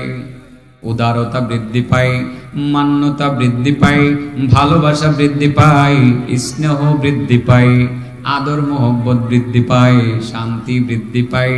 2 নম্বর কল্যাণ হলো ওয়াকাসুরা খাইরুহু, সেই ঘরের মধ্যে কল্যাণ বেড়ে যায়, কল্যাণ বেড়ে যায়, নিয়ামত বেড়ে যায়, রিজিক বেড়ে যায়, রিজিকের মধ্যে বরকত হয়, রিজিকে বরকত হয়।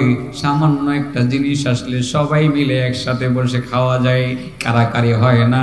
একটা কেক আনলে 5 জনে মিলে খাইলে তৃপ্তি সহকারে খাওয়া যায়, একটা মাছ আনলে তৃপ্তি সহকারে 5 জনে মিলে খাওয়া যায়, রিজিকের অভাব দূর হয়ে যায়।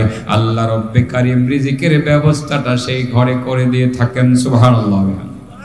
বোঝানোর জন্য সেই পুরনো হাদিস সবাই জানেন, তারপরে বলতে হয়, বলছি লাস্টে দুইটা বাক্য বলবো না, যে বাক্য দ্বারা কি কামাই করা যাবে, তাহাজ্জুদের নেকি, এইটা লাগে বুঝি বইছে না, আল্লাহ ব্যবস্থা করবে তো, মানুষ তো হয়েছে দেখা ভাবছিলাম যে আজকে মানুষ পাইতাম না, টাইম লেখা নাই, মানুষ হমু কেমনে, মানুষ তো আছে, বেতালের মানুষের তাল আছেও, বেতালের মানুষ কিন্তু আসলে বেতাল না, বেগুন কিন্তু আসলে এটা বেগুন না, এটা বাগুন, ঠিক আছে না? বেগুন মানে গুণ নাই, আসলে গুণওয়ালা। বেতাল মানে তাল নাই, আসলে তাল আছে, এটা উল্টা আর কি, এটা কি উল্টা। তা না এই আওয়াজ শূন্য এসে মাঠ ভরা শুরু করলো, এটার কারণ কি? এরা তাল আছে যে আসল কথা যাইতেছে গা, ঠিক আছে না? আলা আবু হুরায়রা ইন্নাল বাইতাল্লাযী ইউতলা ফীহিল কুরআন ইত্তাসা বিআহলিহি, যেই ঘরে কোরআন তেলাওয়াত হয় সেই ঘরের মানুষ উদার হয়ে যায়, বেয়াদবি সব নষ্ট হয়ে যায়, বেয়াদবি থাকে না, সব মিল মহব্বত এসে পড়ে। 2 নম্বর কাসুরা খায়রুহু, কল্যাণ সাধিত হয়, সেই ঘরের মধ্যে কল্যাণ বৃদ্ধি পায়, রিজিক বৃদ্ধি পায়, অভাব দূর হয়ে যায় কোরআন তেলাওয়াত করলে। ফর এক্সাম্পল, আপনারা হযরতে উসমানের নাম শুনছেন? উসমান এ পাগলা, কোন উসমান? এ লাড়িওয়ালা পাগলা, হ্যাঁ? এ পাগলার নাম কি জানেন আপনারা? নাম কি?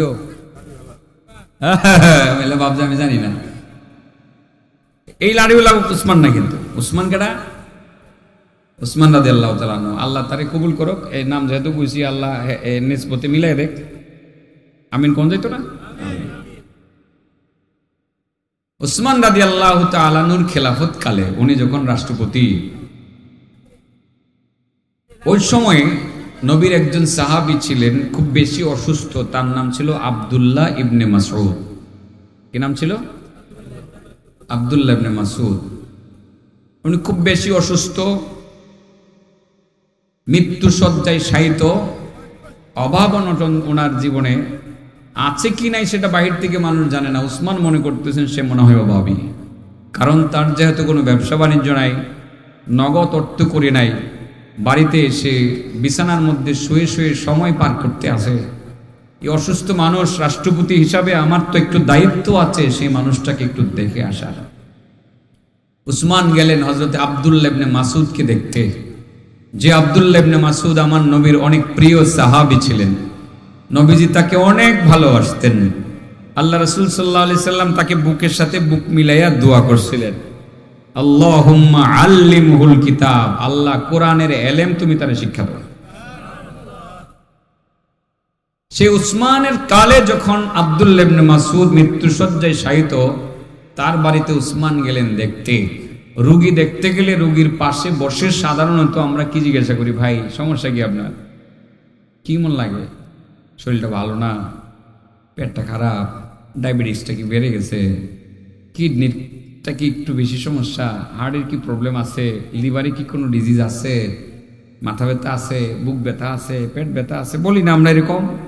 বলি। স্বভাবতই মানুষ আমরা এই কথা জিজ্ঞাসা করি। এরকমই উসমান জিজ্ঞাসা করলেন হযরত আব্দুল্লাহ ইবনে মাসউদকে, মাদা তাশতাকি, ভাই আব্দুল্লাহ তোমার সমস্যাটা কি? মাদা তাশতাকি, ভাই আব্দুল্লাহ তোমার সমস্যাটা কি? তোমার সমস্যা কি? অভিযোগ কি? তোমার রোগটা কি? তোমার কোনো মাথা ব্যথা হয়েছে নি? তোমার কোমর ব্যথা হয়েছে নি? কিডনিতে সমস্যা আছে নি? লিভারে প্রবলেম আছে নি? তোমার ডায়াবেটিস আছে নি? এমন প্রশ্ন হয়তো বা করেছেন। হযরতে আব্দুল্লাহ ইবনে মাসউদ জবাব দিলেন, খলিফাতুল মুসলিমিন, আমার কোনো রোগ নাই, আমার মাথা ব্যথা নাই, আমার কোমর ব্যথা নাই, ডায়াবেটিস নাই, হার্টের সমস্যা নাই, ব্লাডে কোনো সমস্যা নাই, ঠান্ডা কাশি নাই, জ্বর নাই। তবে ছোট্ট একটা রোগ আছে, যেই রোগটাকে দুনিয়ার দৃষ্টিতে ছোট্ট মনে করা হয়। এই রোগটা মূলত আমার এক কাহিল বানাইছে। এই রোগের কারণে আমি বিছানার মধ্যে পড়ে গেছি। আমার কোনো জ্বর নাই, ঠান্ডা কাশি নাই, ডায়াবেটিস নাই, আমার একটা রোগ আছে, এই রোগটা আমার এক কাহিল বানাইয়া ফেলছে। উসমান বলেন, ভাই তোমার রোগের নামটা বলো। আব্দুল্লাহ ইবনে মাসউদ বলেন, খলিফাতুল মুসলিমিন, আমার রোগের নাম হইল জুনুবি, আমার জিন্দিগির গুনাহ। জিন্দিগি যে কতগুলো, জিন্দিগিতে কতগুলো গুনাহ করলাম, সেই গুনাহগুলো মনে পড়তেছে, বিছানার মধ্যে শুয়ে শুয়ে মনে পড়তেছে। এখন আমার কবরে যাওয়ার পালা, গুনার বোঝা নিয়ে যদি আমি কবরে যাই, জবাব দিব কি? গুনার বোঝা নিয়ে যদি হাসরের মাঠে যাই, আল্লাহর দরবারে আমি জবাব দিব কি? মুখ দেখাবো কিভাবে? উসমান সেই চিন্তায় চিন্তায় আমি বিছানার মধ্যে পড়ে গেছি। আমি গুনাহ নিয়ে টেনশন করতে আছি। আমার কোনো রোগ নাই রে ভাই, ডায়াবেটিস নাই, আমার কোনো অন্য সমস্যা নাই, প্রেসার নাই, আমার গুনাহই হলো আমার সবচেয়ে বড় রোগ। ও বাবা, হযরতে আব্দুল্লাহ ইবনে মাসউদের মতো সাহাবী, যাকে আল্লাহর নবী বুকের সাথে বুক মিলাইয়া চাপ দিয়া দোয়া করছিলেন, সেই সাহাবী যদি গুনার চিন্তা করতে পারেন, আমাদের গুনার চিন্তা আরো কি পরিমাণ বেশি করা উচিত। আমরা তো গুনাহ এটারে পান্তাভাতের মতো মনে করি, কোনো ব্যাপারই না। মিথ্যা কথা বলা এটা তো কোনো আমাদের কাছে গুনাহ মনেই হয় না। মনে হয় মিথ্যা কথা বলারে? একেবারেই মনে হয় না। মিথ্যা কথারে আমরা গুনাহ হিসাবে করি না। মিথ্যা কথা তো সকালবেলা বেতাল বাজারে গেলে 2-4-5টা না বললে শাস্টলে বৈশা চাও জমিব, হ্যাঁ, পানের দোকানে ফান্ডাও জমিব, ফান্ডা খাইয়া 2-4-5টা মিথ্যা কথা না বললে, 2-4টা মিথ্যা কথা যদি অমুকের না বলা যায়, আরে প্রতিবেশী যে অমুক, আরে হ্যাঁ, আরে আরে কইস না, খারাপ হয়ে গেছে, অযথা একটা কথা বললে ফেললেন, আর কি দরকার ছিল না বলার, বললে ফেললেন। এটা আমাদের অভ্যাস হয়ে গেছে। আমাদের এই মুখের দোয়া কবুল হয় না কেন আসলে? কারণ কি? এটা এত দুর্বল হয়ে গেছে কেন? আগে তো শুনতাম আল্লাহওয়ালারা দোয়া করলে খালি কবুল হয়ে যেত, এখন ডাইরেক্ট কবুল হয় না কেন? এটা দুর্বল হয়েছে কেন? এটা দিয়ে সকাল বিকাল খালি মিথ্যাই বলি, খালি মিথ্যাই বলি, মিথ্যাই বলি, মিথ্যাই বলি। এটা আমাদের অভ্যাসে পরিণত হয়ে গেছে। আস্তাগফিরুল্লাহ আল-আযীম। এই মিথ্যা থেকে নিজেদেরকে রক্ষা করতে হবে না রে বাবা, করতে হবে। হযরত আব্দুল্লাহ ইবনে মাসউদ যদি চিন্তা করতে পারেন যে আমি গুনাহ করছি, কয়টা গুনাহ হয়তো বা করছে, ভুলক্রমে যদি 2-1টা গুনাহ হয়ে থাকতে পারে। মুসলমান হওয়ার পরে আমার নবীর সাহাবারা কি গুনাহ করছে জানি না শুননা, 2-1 জন ভুলক্রমে করছে, সাথে সাথে তওবা নসিব হয়েছে, তাদের তওবা নসিব হয়েছে। কিন্তু সেই তুলনায় আমরা কি গুনার চিন্তা করতে করতে কোনো নিজের পেরেশান বানাইছি না? উচিত ঘুমাইবার আগে অন্তত পক্ষে হিসাব করে ঘুমানো, যে আমি আজকে সারাদিন কি কি পাপ করছি, অন্তত পক্ষে পাপগুলোকে স্মরণ করে তওবা করে ঘুমানো উচিত। মারা গেলে যাতে অন্তত পক্ষে তওবাকারী হিসাবে আল্লাহর কাছে পরিচয়টা থাকে। আমরা কিন্তু ভুল করি, শুধু মিথ্যা কেন, আরো কত কথা বলি, মানুষের হক নষ্ট করি, মানুষের টাকা মাইরে খাই, মানুষের টাকা সম্পদ মাইরা খাই, বাড়ি দখল করি, মানুষের ইজ্জতের উপরে হুমকির সৃষ্টি করি, মানুষের গীবত করি, আরো কত কত গুনাহ যে আমাদের দ্বারা হয়। আমরা কিন্তু গুনাহ নিয়ে এতটা ভাবি না। ভাবি গুনাহ ছাড়া, মানে এই মিথ্যা ছাড়া, গীবত ছাড়া দেশ চালানো সম্ভব না। আসলে দেশ যারা চালায় এরাও কিছু মিছা কথা মনে হয় কয়, আর কি কিছু না, সকাল থেকে সন্ধ্যা পর্যন্ত আমি তো খালি মিথ্যাই শুনি, খালি মিথ্যাই শুনি। পাবলিক ওখান থেকে খালি শুনতে শুনতে এখন মিথ্যারে সত্যই মনে করতেছে আর কি। এই যে একটা দুরবস্থা চলছে, মিথ্যার সৈলাব, এখান থেকে মুক্তি পাওয়ার ব্যবস্থা কি? রাতের বেলা ঘুমাইবার আগে তওবা করে ঘুমাইবেন যে আগামীকাল থেকে আর মিথ্যা বলবো না। সবাই তওবা করেন যারা মিথ্যা বলতেছেন, কোনো মিথ্যা বলবেন না, কোনো গীবত করবেন না। আব্দুল্লাহ ইবনে মাসউদের মতো সাহাবী তার জীবনের এই গুনাহগুলো নিয়ে এত ভাবতে পারলে আমাদের তো আরো বেশি ভাবা উচিত। হযরত উসমান বলেন মাদা তাশতাকি, ও ভাই আব্দুল্লাহ সমস্যাটা কি তোমার? আব্দুল্লাহ ইবনে মাসউদ বলেন ভাই আমার সমস্যা বলতে অন্য কিছু না, আমার জ্বর নাই, ঠান্ডা নাই, কাশি নাই, হার্টের ব্যথা নাই, লিভারের কোনো ডিজিজ নাই, কিডনিতে কোনো প্রবলেম নাই। আমার বড় রোগটা হলো আমার জীবনের গুনাহ নিয়ে আমি ভাবতেছি। এই গুনাহ নিয়ে কিভাবে কবরে যাব, গুনাহ নিয়ে কিভাবে আল্লাহর দরবারে দাঁড়াইবো। ও ভাই এই জন্য আমি কাইল হয়ে গেছি। হযরত উসমান এবার বলেন মাদা তাশতাহি, অন্তিম মুহূর্তে কোন মানুষ যখন বিছানার মধ্যে শুয়ে পড়ে, মানুষ যখন বিছানার মধ্যে শুয়ে পড়ে, অন্তিম মুহূর্তে আত্মীয় স্বজন যখন তার কাছে যায়, আত্মীয় স্বজন যখন তার ধারে যায়, তার ধারে কাছে যাওয়ার পরে আত্মীয় স্বজন অনেক সময় বলে আঙ্কেল কি খাইতে মনে চায়, দাদা ভাই তোমার কি মনে চায়, বাবা তোমার কি মনে চায়, বলে কি বলে না? আদর করে মহব্বত করে বলে দাদা ভাই তোমার সময়টা তো চলে যাইতেছে, দাদা ভাই বয়স হয়ে গেছে, তোমার মনটা কি চাই বলো, আমি তোমার মনের চাহিদা পূরণ করার চেষ্টা করব। অনেক সময় বুড়া মানুষটা আঙ্গুলের ইশারায় কয় দাদা ভাই তুই আমার জন্য বড় একটা রুই মাছ কিনে লইয়া। আসলে রুই কিন্তু খাওয়ার মতো শক্তিও নাই, ক্ষমতাও নাই। শেষ পর্যন্ত নাতি ডাইরেক্ট চলে যায় ভৈরব ফেরিঘাটে অথবা পাটলিঘাটে চলে যায় বাজিতপুরের অথবা কলিয়ার চরের সেই ইয়ার মানে বাজারে চলে যায়, সেখান থেকে বড় একটা রুই মাছ কিনে দাদা ভাইয়ের জন্য আনে। শেষ সময়ের সে আকাঙ্ক্ষাটা পূরণ করার চেষ্টা করে কি করে না? করে কি করে না? শেষ সময় সে আশাটা পূরণ করার চেষ্টা করে। দুনিয়াটা হইল নিয়ম, আমরা এরকম দেখি আসছি। ঠিক সেই রকম একটি কথা বললেন হযরতে উসমান, মাদা তাশতাহি, মাদা তাশতাহি, ও ভাই আব্দুল্লাহ তোমার কি মনে চাই, তোমার মনের চাহিদাটা আমার কাছে খুলে বলো। আব্দুল্লাহ ইবনে মাসউদ বলেন ওরে ভাই খলিফাতুল মুসলিমিন, আমার কিছু মনে চায় না। বোয়াল মাছ, আর মাছ, রুই মাছ কোনো কিছু খাইতে মনে চায় না, আঙ্গুর আপেল বেদানা কোনো কিছু খাইতে মনে চায় না। তবে একটা জিনিস চাই, সেটা ছাড়া আমার কোনো উপায় নেই। আরজু রহমত রব্বি, আমি শুধু আমার আল্লাহর পক্ষ থেকে রহমত চাই। আমার আঙ্গুল লাগবে না, আপেল লাগবে না, কমলা লাগবে না, বোয়াল মাছ লাগবে না, রুই মাছের মাথা লাগবে না। শুধু আমি একটা জিনিস চাই, সেটা ছাড়া আমার হবে না। আমি সেটা অবশ্যই পাইতে হবে আমাকে। আরজু রহমত রব্বি, আমি শুধু আমার আল্লাহর পক্ষ থেকে রহমত চাই। ও বাবা রহমতের দরকার আছে রে নাই? রহমত ছাড়া কিন্তু বাবা পার পাওয়া সম্ভব না। মাঝে আমার সাবজেক্টের বাইরে আরেকটা কথা বলে ফেলে, রহমত পাবো কিভাবে রে বাবা? রহমত পাওয়ার একটা পথ বলে দেই। রহমত নিতে চাই কি চায় না? চায়। রহমত নিতে চাই কি চায় না? চায়।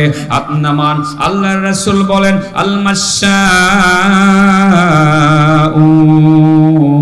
ইলাল মাসাজিদি ফিজ জুলাম উলাইকাল খাওয়াদুনা ফি রাহমাতিল্লাহ, যারা অন্ধকার থাকার পরেও, অন্ধকার রজনী হওয়া সত্ত্বেও অন্ধকার ব্যাগ করে বেশি বেশি মসজিদে গমন করে, তার মানে মসজিদে গিয়ে গিয়ে নামাজ আদায় করে, তারা তো মূলত সর্বদাই আল্লাহর রহমতের সাগরে ডুব দিয়ে থাকে।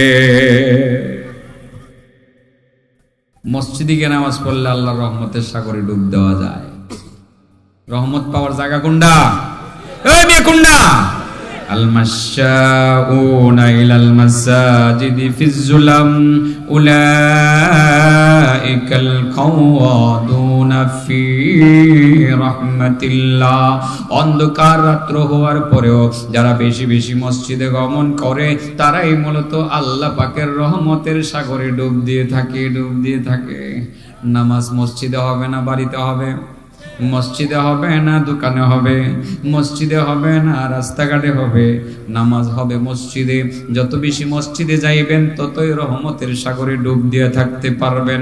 হযরতে আব্দুল্লাহ ইবনে মাসউদ বলেন ও ভাই উসমান, আমার কিছু মনে চায় না, আমি শুধু মনে চাই আল্লাহর রহমতটা যাতে পাই। রহমত লাগবে, রহমত পাওয়ার পথ বলে দিছি তো। এমনি কালে রহমত চাইলে পাওয়া যাবে? ব্যবস্থা কি? নামাজ। 3 নম্বর প্রশ্ন, 3 নম্বর বিষয়টা বললেন, ও ভাই আব্দুল্লাহ ইবনে মাসউদ, তাহলে তোমার আঙ্গুর খাইতে মনে চায় না, আপেল খাইতে মনে চায় না, কমলা খাইতে মনে চায় না, শরীরের সমস্যা আছে, রুচি কমে গেছে, তোমার রুচি নাই, আমি তোমার জন্য ডাক্তার ডাকি, রাষ্ট্রীয় তরফ থেকে তোমার চিকিৎসা চলবে, রাষ্ট্রীয় খরচে তোমার জন্য ডাক্তার ডাকি। আব্দুল্লাহ ইবনে মাসউদ বলেন, লা, ওরে ভাই না না না, আমার ডাক্তারের দরকার নাই। আত-তাবিবু আমরাদানি, বরং ডাক্তার আসলে আমার রোগ আরো বাড়াইয়া দিবে। ডাক্তার পেটে পরীক্ষা করে বলবে পেটে প্রবলেম, হার্টে পরীক্ষা করে বলবে হার্টে প্রবলেম, ডাক্তার ব্লাড পরীক্ষা করে বলবে ব্লাডের সমস্যা, আসলে আমার এমন কোনো সমস্যা নাই, টেনশন বাড়িয়ে দেবে। আমি চাই না ডাক্তারের কাছে আমি যাই। ও ভাই খলিফাতুল মুসলিমিন সেটাও চাই না, ডাক্তার আমার কাছে আসুক। হযরতে আব্দুল্লাহ ইবনে মাসউদ যখন বললেন ডাক্তারের প্রয়োজন নাই, হযরতে উসমান তখন বললেন, ও ভাই আব্দুল্লাহ, তুমি নবীর প্রিয় সাহাবী, তুমি অসুস্থ হয়ে মৃত্যু শয্যায় শায়িত, তোমার কোনো উপযুক্ত ছেলে সন্তান নেই, মেয়েগুলো যারা আছে তাদের জন্য নগদ কোনো অর্থ করে তুমি রেখে যাইতে পারো নাই, তাদের জন্য কোনো টাকা পয়সা তুমি রেখে যাইতে পারো নাই, তোমার কোনো নগদ ব্যবসা বাণিজ্য নাই, কোনো ব্যাংক ব্যালেন্স নাই, তোমার কোনো ওয়াই আছে বলে আমি জানি না, তোমার মেয়েগুলো ঘরের ভিতরে থাকবে, খাবে কি, কোত্থেকে খাবে, আমি তার একটু রিজিকের ব্যবস্থা আল্লাহর হুকুমে করে দিতে চাই, রাষ্ট্রীয় কোষাগার থেকে বাইতুল মাল থেকে তাদের জন্য একটা ভাতা বরাদ্দ করতে চাই, যতদিন তারা বেঁচে থাকবে একটা কার্ডে তারা ভাতা উত্তোলন করে তাদের সংসার চালাবে, জীবন তারা চালাবে। হযরত উসমান রাষ্ট্রীয় দায়িত্ব পালন করার জন্য বললেন যে আমি রাষ্ট্রীয় তরফ থেকে বাইতুল মাল থেকে তাদের ভাতা কার্ড তাদের জন্য চালু করে দেই, তারা প্রত্যেকেই একটা পরিমাণ কিছু নিয়ে আসবে, সেখান থেকে তারা জীবন ধারণ করবে। হযরতে আব্দুল্লাহ ইবনে মাসউদ বলেন, লা হাজাতালি। ও খলিফাতুল মুসলিমিন, আমার মেয়েদের জন্য রাষ্ট্রীয় ভাতা নির্ধারণ করার কোনো দরকার নাই। আমাদের দেশে সরকারে ভাতা দেয়, মুক্তিযোদ্ধা ভাতা দেয়, বয়স্ক ভাতা দেয়, দেয় কি দেয় না? ভাতা দেয়। আমার মেয়েদের জন্য কোনো ভাতা প্রদানের দরকার নাই, আমার মেয়েদেরকে ভাতা দিতে হবে না। কেন দিতে হবে না রে ভাই? আমি জানি তোমার কোনো ব্যবসা বাণিজ্য নাই, নগদ কোনো অর্থ করি নাই, কোনো টাকা পয়সা নাই, তারপরে তোমাকে কেন ভাতা দিতে হবে না? তোমার মেয়েরা কেন ভাতা নিবে না? হযরতে আব্দুল্লাহ ইবনে মাসউদ বলেন, খলিফাতুল মুসলিমিন, কারণ আমি নবীর কথাই বিশ্বাস করি। আমি নবীর একটি কথা নিজের কানে শুনেছি, আমি নিজের কানে শুনেছি। ইন্নী সামি'তু রাসূলুল্লাহি সাল্লাল্লাহু আলাইহি ওয়াসাল্লাম ইয়াকুল মান ক্বারাআ সূরাতাল ওয়াকিআ ফি কুল্লি লাইলা লাম তুসিবহু ফাকাতুন আবাদা। সুবহানাল্লাহ। আমি শুনেছি নবীর কাছ থেকে, নিজের কানে শুনেছি নবীর কাছ থেকে, আল্লাহর নবী বলেছেন যে এই ব্যক্তি প্রতি রাত্রে মাত্র একবার সূরাতুল ওয়াকিয়া তিলাওয়াত করবে, মাত্র একবার তিলাওয়াত করবে, তার ঘরে কোনোদিন অভাব স্পর্শ করবে না। আমার মেয়েরা যারা আছে তাদেরকে আমি শুধু সূরাতুল ওয়াকিয়া শিক্ষা দিছি, বিষয়টা এমন না। আমি তাদেরকে পুরা কোরআন শরীফ ভালোভাবে শিক্ষা দিয়েছি। আমার মেয়েরা নিয়মিত ঘরে কোরআন তিলাওয়াত করে, আমার মেয়েরা সূরাতুল ওয়াকিয়া তিলাওয়াত করে। আমার বিশ্বাস অন্তরের মধ্যে ভালোভাবে জন্মাইছে, আমার বিশ্বাস আল্লাহর নবীর কথা সত্য। আমার ইন্তেকালের পরে সূরাতুল ওয়াকিয়ার বরকতে আমার মেয়েরা অন্তত পক্ষে না খেয়ে থাকবে না। বাবা, কোরআন পড়াতে লাভ আছে? হ্যাঁ, এলেমের সাগর হইল কোরআন। এলেমের আলোচনা করছিলাম, যেই ঘরে কোরআন তিলাওয়াত হয় সেই ঘরে কয়টা কল্যাণ সাধিত হয়। আলোচনাটা লম্বা হয়ে যেতেছে। এতক্ষণ তো আলোচনা করি না, অনেক ঘন্টার উপরে হয়ে গেছে। তো আর কি, তো 1 ঘন্টা পুরা করতাম ভাই সাহেব, একটু বাড়াইতাম। মুরব্বী কইছে একটু বাড়াই, ওই 60টা 2টা 6টা কোন লাগবো। আর লাস্টে কইছিলাম যে 2টা বাক্য শিখাই তাহাজ্জুদের নাকি পাইতেন, এটা না করলে তো ছাড়তেন না, জানি। ওই ভালোবাসা ভালোবাসা, আলহামদুলিল্লাহ। আল্লাহ আল্লাহ ভালোবাসা, মুসলমান একজন আরেকজনকে ভালোবাসবে, এটাই নির্দেশ। হক্কাত মাহাব্বতি আলাল মুতাহাব্বিনা ফিয়া, আল্লাহ নিজেই বলেন যেসব মুসলমান একজন আরেকজনকে ভালোবাসে আমাকে খুশি করার জন্য, আমি তাদেরকে নিজে ভালোবাসি। দুইজন বন্ধু একজন আরেকজনকে ভালোবাসে, আল্লাহ কয় তাদের আরেকজন বন্ধু আছে, এই বন্ধুটা আমি তাদেরকে ভালোবাসি। সুবহানাল্লাহি ওয়া বিহামদিহি। মহব্বত, আল্লাহ মহব্বতটা রাখো, থাকবে তো মহব্বত নাকি? দোয়া করবেন না মারা গেলে, আমি খবর পাইলে, না পাইলেও যদি খবর না পান হয়তো বা দেখবেন যে এলাকাতে আসছি না, তখনই তো ধারণা করবেন যে মারা গেছি। একটু মহব্বত ভিতরে থাকলে ছোট্ট করে যদি বলেন যে আল্লাহ তোমার এই বান্দাটারে মাফ করে দিও, আমি একটু লাভবান হব আর কি। যদি এরকম কিছু করে থাকি আপনাদের জন্য, তো নিশ্চয়ই আপনারা দোয়াটা করবেন, আর মন্দ কিছু করে থাকলে তো করবেন না, একটু স্বাভাবিক। তবে মানুষ ভুলের ঊর্ধ্বে না, ভুল আমার দ্বারাও হয়ে থাকতে পারে, এটাই স্বাভাবিক, হয়ে থাকতে পারে না। আমিও বহুত ভুল করি, যে ভুলটা আমি হয়তো জানি না, অন্যরা জানে। কেউ হয়তো বা লজ্জায় আমাকে বলে না যে এটা আপনার ভুল হয়েছে। জানার বাইরে, ইচ্ছার বাইরে আমরা মানুষ ভুল করে থাকি। অতএব ভুলগুলো ক্ষমার দৃষ্টিতে দেখার অনুরোধ থাকলো। আমি সামনের দিকে আগাই। যেই ঘরে কোরআন তিলাওয়াত করা হয় সেই ঘরে চারটা করলাম। 1 নম্বর, সেই ঘরে উদারতা চলে আসে, মান্যতা চলে আসে, কোনো কুটিলতা থাকে না, কোনো জটিলতা থাকে না। নাম্বার 2, সেই ঘরে খাইরে বরকত বাড়তে থাকে, রিজিক বাড়তে থাকে। তিলাওয়াত চলবে, প্রতিটা ঘরে চলবে, ছোটরাও করবে, বড়রাও করবে, স্বামীও করবে, স্ত্রীও করবে, মাও করবে, বাবাও করবে, প্রত্যেকে একটু একটু করে তারা তিলাওয়াত করবে। আগের দিনে সেটা ছিল, বয়স্ক নারীদেরকে দেখছি বসে বসে চশমা লাগিয়ে সকালবেলা একটা সিন বানাইছে, এরকম কাগজ দেয়া সিন বানাই পড়াইছে, ও কাযালিকা আওহাইনা ইলাইকা, এভাবে পড়ছে। এভাবে কিন্তু মা চাচিদেরকে দেখছি, নানিরে দেখছি, দাদিরে দেখছি, এরা একটু একটু একটু একটু করে কোরআন তেলাওয়াত করছে। এখন মনে হয় সেটা কমে গেছে। আগের দিনে মুরব্বীদেরকে দেখছি ফজরের নামাজের পরে ঘরে আসছে, ঘরে এসে একটা আওয়াজ শোনা গেছে, আলিফ লাম মিম যালিকাল কিতাবু লা রাইবা ফীহি হুদাল লিল মুত্তাকিন আল্লাযীনা ইউমিনুনা বিল গায়বি ওয়া ইউকিমুনাস সালাতা ওয়া মিম্মা রাযাকনাহুম ইউনফিকুন। আগে শোনা গেছে না, এখন শোনা যায় কম, ঠিক আছে না? এজন্যই বরকত কমে গেছে গা, এজন্যই বরকত কমে গেছে গা। আগে কমের মধ্যেও বরকত ছিল। আরে মিয়া, একটা মুরগি এখন 4 জনে খায়। আর আগে দেখতাম আমার বাড়িতে মেহমান গেলে একটা মুরগি আমার মা জবাই করে দেশি আলু দিয়া রানলে 15-20 জন মেহমান বিদায় করতে পারছি, পেট ভরে গেছে। কি মিথ্যা কথা বলছি না? আপনারা এরকম বলছেন না? মেহমান গেলে একটা মুরগি জবাই করছে, জুল দিয়ে রান্না করছে, জুলও কি জানি মজা ছিল, আলু আর জুল দিয়ে তো ভাত খাইলেছি অর্ধেক প্লেট। আর এখন একটা মুরগি 4 পিস। কয় পিস? 4 পিস। বাবাজি, কোরআনের বরকত, কোরআন তিলাওয়াত হইতো তো এই জন্য বরকত হইতো। কোরআন তিলাওয়াত কম হয়, বরকত উঠা গেছে। এখন সমস্যাটা হলো এই জায়গায়। কয়টা জানি গেছে ও, কয়টা লাভ গেছে ও চাচা? 2টা গেছে আর 2টা রয়েছে। সেটা শুনলেও খুশি হইবেন ইনশাআল্লাহ। আলহামদুলিল্লাহ, বিষয়টা তো বালাই দিছে আমার হাফিজুর রহমান ভাই, বুদ্ধি করিয়ে দিছে যে এগুলার এই বিষয়টাই দেওয়া দরকার। 3 নম্বর, ওয়া হাদারাতুল মালাইকা। যেই ঘরে কোরআন তেলাওয়াত হয় সেই ঘরে ফেরেশতারা আসা যাওয়া শুরু করে।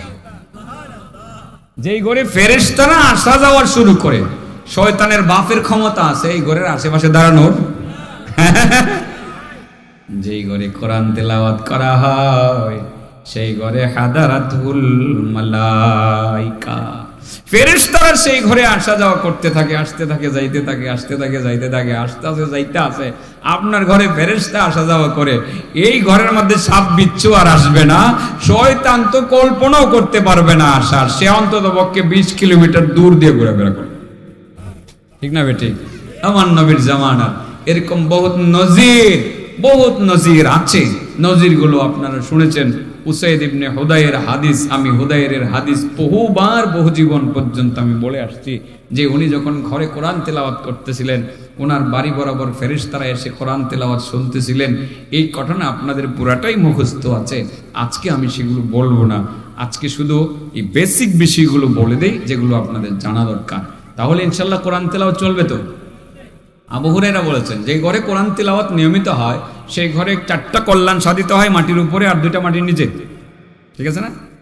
এর মধ্যে 3 নম্বরটা হলো সেই ঘরে ফেরেশতারা আসা যাওয়া করে। নাম্বার 4, ওয়া খারাজাত মিনহু শায়াতিন, শয়তান এই ঘর থেকে লেজ গুটাইয়া পালায় যে এখানে আমার আর জায়গা নাই, কোরআন তিলাওয়াত শুরু হয়ে গেছে, আমার আর জায়গা নাই। এই এলাকা সাইরা 10 কিলোমিটার দূরে গিয়ে ঘোরাফেরা করে।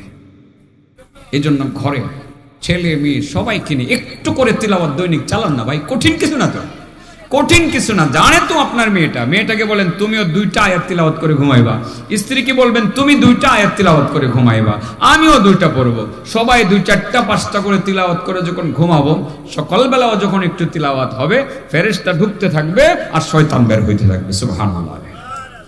এই হলো আপনার মাটির নিচের, মাটির উপরের 4 লাভ, মাটির উপরের 4 লাভ। ও ঘন্টাই তো হয়ে গেছে, 36 শুরু করছে, আর কয়েকটা মিনিট যাক। আমার তাজুল ভাই আছে, টেনশন করেন না। আমি যদি চাইরাও দেই, তাজুল ভাই কিন্তু আছে না, আমার ভাই আছে, আকবরপুরি ভাই আছে। আমি আস্তে আস্তে বলতে থাকি যে এত লোভ দেখাইছিলাম যে তাহাজ্জুদের নেকি কামাই করবেন কিভাবে, এটা একটু বলেই বলি না, বলেই বলি। আজান কটা? ওহো, তাইলে তো তাতে শেষ করতে হইব, ওয়াজ করো তো না। আজকে একটু দেরি, আচ্ছা আজকে একটু দেরি হবে, তাইলে একটু বলি না। মাটির নিচের কয়লা? হ্যাঁ, 2 লাভ। আল্লাহু আকবার। এই লাভ তো লোভনীয় লাভ।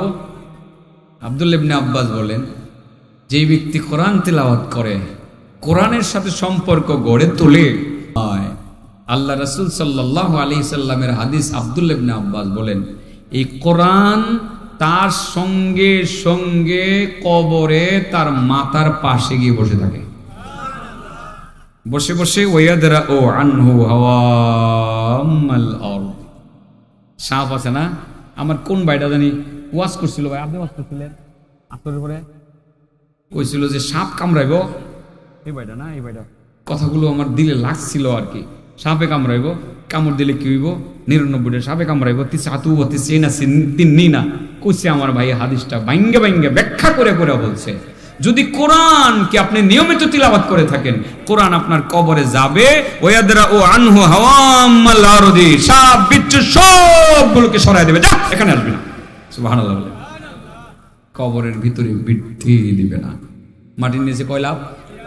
1 নাম্বার, সাপ বিচ্ছু কীরা পোকা কাউকে আপনার পাশে ভিড়তে দেবে না।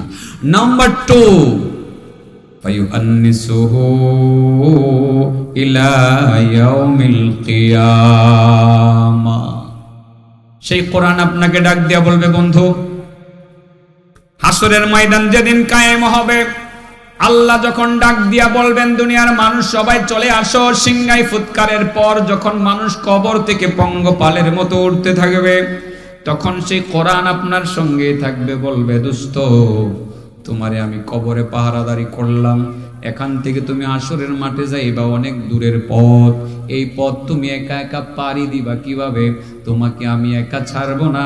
আর হাসরের মাঠের সব জায়গা তুমি চিনো না, বহু জায়গা আছে, আল্লাহর সেই আরশের নিচে কিছু জায়গা আছে যে জায়গাতে যাইতে পারবা না।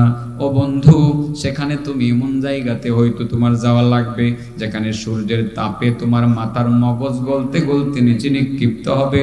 বন্ধুরে, তোমার একা একা আমি ছাড়তাম না, তুমি কষ্টে পড়বা।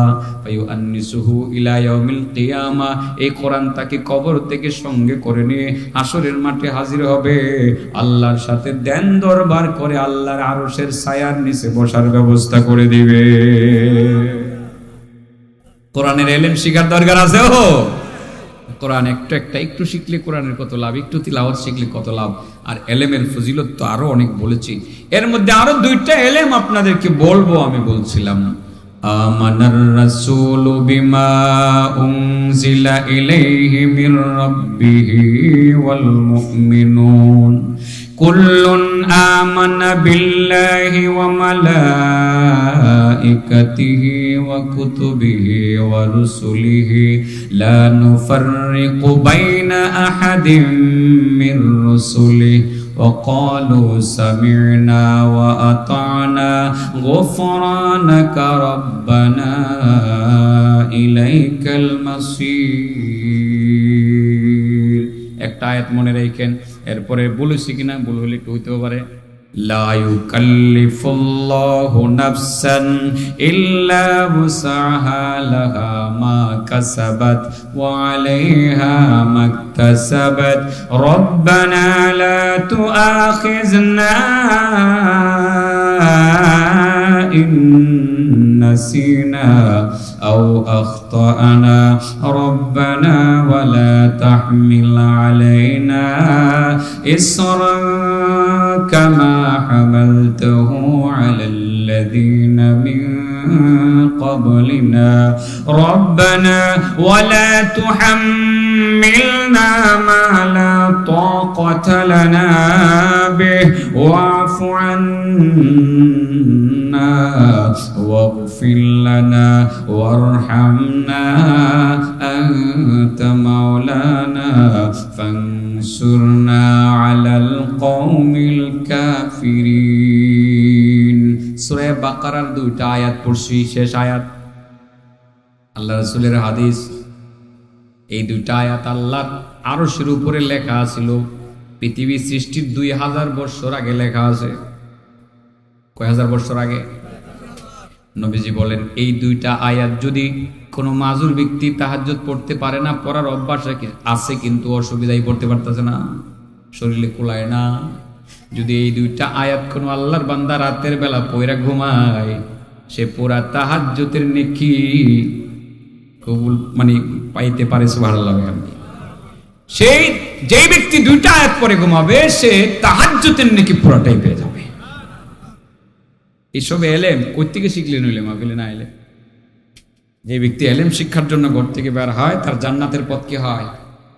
সহজ হয়। ছেলে মেয়েদেরকে যে মাদ্রাসায় পাঠাইছেন পড়ানোর জন্য, কি জাহান্নামের পথে পাঠাইছেন না জান্নাতের পথে পাঠাইছেন? খালি জান্নাতের পথে পাঠাইতে থাকেন ছেলেদেরকে মেয়েদেরকে। সবাই যাও মাদ্রাসায়, কোরআন শিখো, এলেম শিখো, জান্নাতের পথে উঠো। এই শিক্ষাটা দিয়ে দিলাম। এক একটা শিক্ষা আমরা শিখবো, 100 রাকাত নফল নামাজের নেকি পাবো।